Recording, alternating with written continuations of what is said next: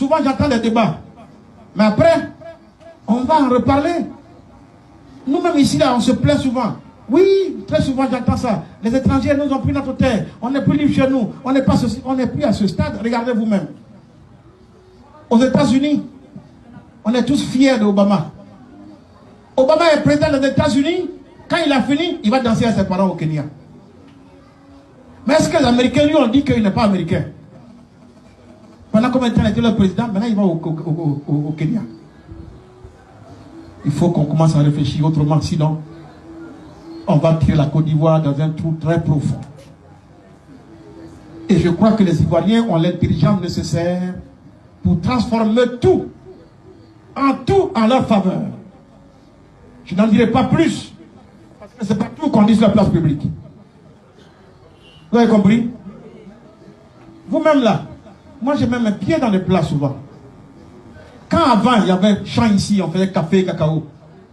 Vous prenez nos frères burkinabés, ils viennent travailler ici. C'est pas ça? Quand ils viennent là, leur salaire n'était pas grand. Quand ils font les enfants, c'est nos parents eux-mêmes qui mettaient les enfants des petits là à l'école. Vrai ou faux? Mais l'enfant, son père s'appelle Savadogo. Lui, il a mis son enfant ici, il s'appelle Savadogo aussi. Mais il ne connaît pas le Burkina. Lui aussi a fait son enfant. Dans ces cas-ci là, est-ce qu'après 3 générations, on peut dire que l'enfant est de burkinabé? Non, sérieusement, est-ce qu'on peut dire qu'il est burkinabé? Si c'est faux, dites-moi c'est faux. Mais comme c'est ici que le premier Savadogo est resté, mais c'est ici que son village. Vrai ou faux? Vrai ou faux? Non, si c'est pas vrai, dites-moi. Il va dire il vient de Sikensi parce que le premier Savadogo c'est ici, il est venu. Et il a fait le deuxième Savadogo, qui a fait le troisième Savadogo. Mais voilà, non, le troisième là, lui il ne connaît pas Burkina. Il ne connaît rien au Burkina, il est ici, c'est son village qui est Sikensi.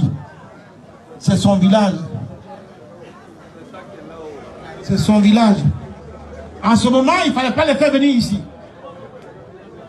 Et si on les a fait venir ici, voilà les conséquences et on va les assumer ensemble.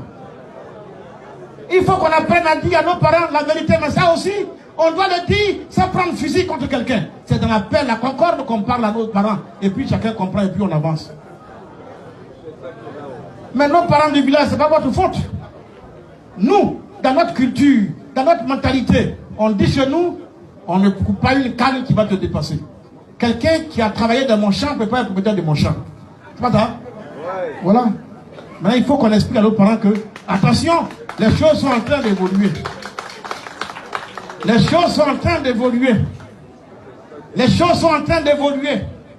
Et si on ne veut pas suivre l'évolution des choses, le monde va coaliser contre nous. C'est ce qui nous est arrivé en 2010. C'est ce qui nous est arrivé en 2010. Et Gbagbo a payé.